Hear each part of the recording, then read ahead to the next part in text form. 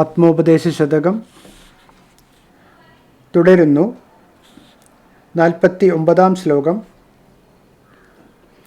അഖിലരുമാത്മസുഖത്തിനായി പ്രയത്നം സകലവുമിങ് സദാപി ചെയ്തിടുന്നു. ജഗതിയിലിമ്മതമേകമെന്ന് ചിന്തിച്ചകമണയാതകതാരമർത്തിടേണം. അഖിലരും എല്ലാവരും ആത്മസുഖത്തിനായി ആത്മാവിൽ സുഖം കണ്ടെത്താനാണ് പ്രയത്നം സകലവും, രാപ്പകൽ എല്ലാ യത്നവും ഇങ്ങ് ഈ ലോകത്ത് സദാപി എല്ലായ്പ്പോഴും ചെയ്തുകൊണ്ടിരിക്കുന്നത്. ജഗതിയിൽ ലോകത്ത് മതമേകം ഈ ഒരേ ഒരു മതമേ നിലവിലുള്ളൂ എന്നു ചിന്തിച്ച് ഇക്കാര്യം വിചാരം ചെയ്തറിഞ്ഞ് അകമണയാതെ ആത്മസുഖം നഷ്ടപ്പെടുത്താതെ, ആത്മസുഖം നഷ്ടപ്പെടുത്തുന്ന പാപസങ്കല്പങ്ങളിൽ ചെന്നുപെടാതെ, അകമണയാതെ ആത്മസുഖം നഷ്ടപ്പെടുത്തുന്ന പാപസങ്കല്പങ്ങളിൽ ചെന്നുപെടാതെ അകതാരമർത്തിടേണം. മനസ്സിനെ ഏകാഗ്രപ്പെടുത്തി ആത്മനിഷ്ഠമാക്കി ഉറപ്പിക്കണം. എല്ലാവരും ആത്മാവിൽ സുഖം കണ്ടെത്താനാണ് രാപ്പകൽ എല്ലാ യത്നവും ഈ ലോകത്ത് എല്ലായ്പ്പോഴും ചെയ്തുകൊണ്ടിരിക്കുന്നത്. ലോകത്ത് ഈ ഒരേ ഒരു മതമേ നിലവിലുള്ളൂ. ഇക്കാര്യം വിചാരം ചെയ്തറിഞ്ഞ് ആത്മസുഖം നഷ്ടപ്പെടുത്തുന്ന പാപസങ്കല്പങ്ങളിൽ ചെന്നുപെടാതെ മനസ്സിനെ ഏകാഗ്രപ്പെടുത്തി ആത്മനിഷ്ഠമാക്കി ഉറപ്പിക്കണം. ജഗതിയിലിമ്മതമേകം. ശാസ്ത്രീയമായി നോക്കുമ്പോൾ ലോകത്ത് ഒരൊറ്റ മതമേ നിലവിലുള്ളൂ.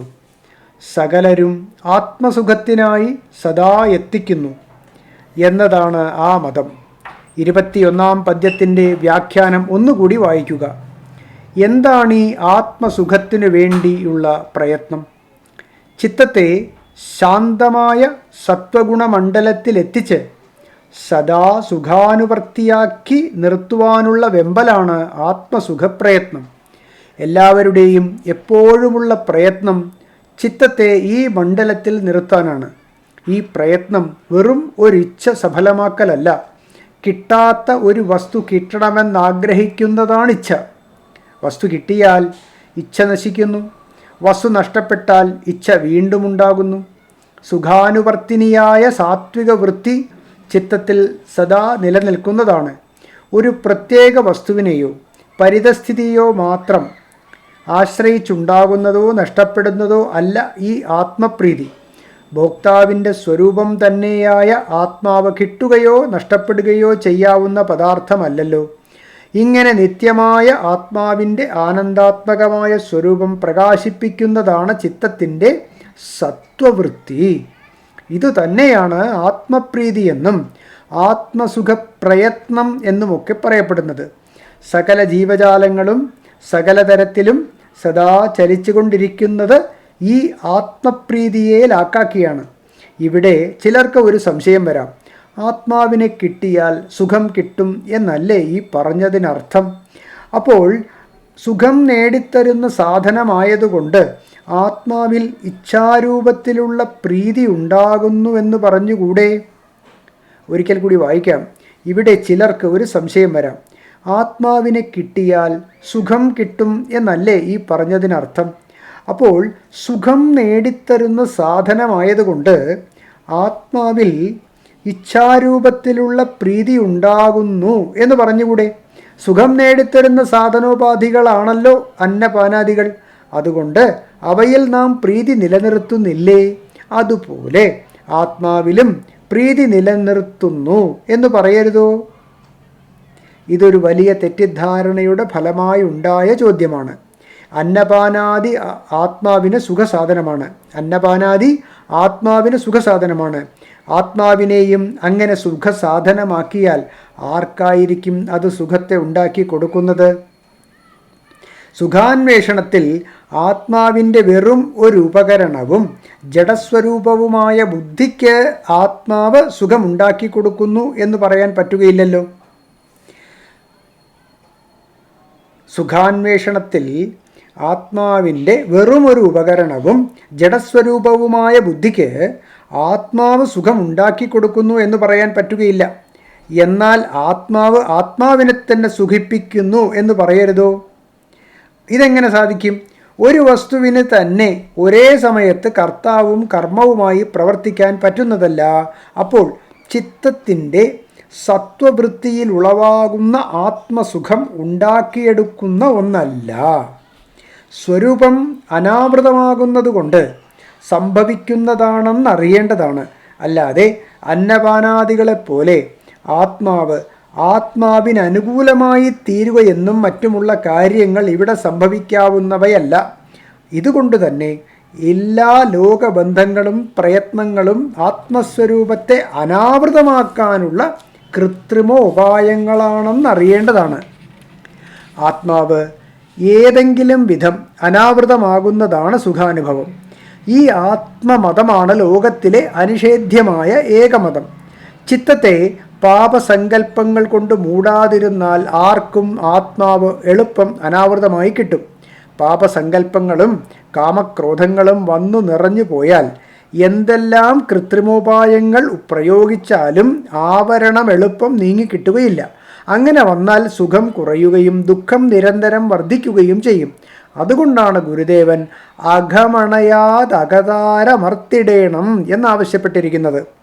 ബ്രഹ്മസ്വരൂപം, സാധനാമാർഗങ്ങളും അനുഭൂതി ദശകളും, മായാസ്വരൂപം, ഏകമത പ്രഖ്യാപനം എന്നിങ്ങനെയുള്ള പടിപടിയായുള്ള വേദാന്ത തത്വവിവരണം കഴിഞ്ഞിട്ട് ഗുരുദേവൻ പരമാത്മ സാക്ഷാത്കാര ദശയിൽ വെളിപ്പെടുത്തുന്ന സത്യസ്വരൂപം 2 വീക്ഷണഗതികളിൽ നിന്നുകൊണ്ട് ചർച്ച ചെയ്യുകയാണ് ഇനിയുള്ള പദ്യങ്ങളിൽ. എന്താണ് ഈ 2 വീക്ഷണഗതികൾ? അദ്വയ സത്യത്തെ പൂർണ്ണമായി സാക്ഷാത്കരിച്ചനുഭവിക്കുന്ന ഒരു ബ്രഹ്മനിഷ്ഠനെ സംബന്ധിച്ചിടത്തോളം സർവത്ര ആ സത്യം മാത്രമേ നിലനിൽക്കുന്നുള്ളൂ. പ്രപഞ്ച ഘടകങ്ങളെക്കുറിച്ചോ സൃഷ്ടിയെക്കുറിച്ചോ അദ്ദേഹത്തിന് ചിന്തിക്കേണ്ട കാര്യമേയില്ല. രണ്ടില്ലാത്തിടത്ത് എന്തു സൃഷ്ടിയെക്കുറിച്ചാണ് ചിന്തിക്കുക? അവരെ സംബന്ധിച്ച് പ്രപഞ്ചമുണ്ടായിട്ട് തന്നെയില്ല. ഇതാണ് മാണ്ഡൂക്യകാരിക രചിച്ചിട്ടുള്ള ശ്രീ ഗൗഡപാദാചാര്യരുടെയും മറ്റും അജാതവാദം. ബ്രഹ്മസൂത്ര ഭാഷ്യത്തിൽ ശങ്കരഭഗവത്പാദരും ഈ വീക്ഷണഗതി പല സ്ഥലത്തും വ്യക്തമാക്കുന്നുണ്ട്. ഇതാണ് സത്യനിഷ്ഠൻ്റേതായ ഒന്നാമത്തെ വീക്ഷണഗതി. പക്ഷേ പ്രപഞ്ചത്തെ ദർശിച്ച് അനുഭവിച്ചു കൊണ്ടിരിക്കുന്ന ജിജ്ഞാസുവിൻ്റെ മുമ്പിൽ ഈ വീക്ഷണഗതി അതേപടി പ്രകടമാക്കിയിട്ട് കാര്യമില്ല. അപ്പോൾ പ്രപഞ്ചത്തെ കാണുന്നു, അനുഭവിക്കുന്നു. അപ്പോൾ അയാളുടെ പ്രപഞ്ച അനുഭൂതിക്ക് കൂടി സാങ്കത്യം നൽകിക്കൊണ്ടേ സത്യസ്വരൂപം പ്രസ്പഷ്ടമാക്കാനൊക്കൂ. ജിജ്ഞാസുവിന് വേണ്ടിയാണ് ഉപനിഷത്തുക്കളെല്ലാം സൃഷ്ടിപ്രക്രിയ വിവരിക്കുന്നത്. സച്ചിദാനന്ദമായ അദ്വയ ബ്രഹ്മത്തിൽ മായാശക്തി കൊണ്ട് ഉണ്ടെന്നു തോന്നിക്കുന്ന മിഥ്യാപ്രതിഭാസങ്ങളാണ് സൃഷ്ടി ദൃശ്യങ്ങൾ. ഇങ്ങനെ വിവരിക്കുന്നത് സൃഷ്ടിയുടെ മിഥ്യാത്വം കാണിക്കാൻ എന്നതിനേക്കാൾ കൂടുതൽ സത്യത്തിൻ്റെ സച്ചിദാനന്ദത്വവും അഖണ്ഡത്വവും കാണിക്കാനാണെന്നുള്ളത് പ്രത്യേകം ഓർക്കേണ്ടതാണ്. ഒരിക്കൽ കൂടി വായിക്കാം. സച്ചിദാനന്ദമായ അദ്വയബ്രഹ്മത്തിൽ മായാശക്തി കൊണ്ട് ഉണ്ടെന്ന് തോന്നിക്കുന്ന മിഥ്യാപ്രതിഭാസങ്ങളാണ് സൃഷ്ടി ദൃശ്യങ്ങൾ.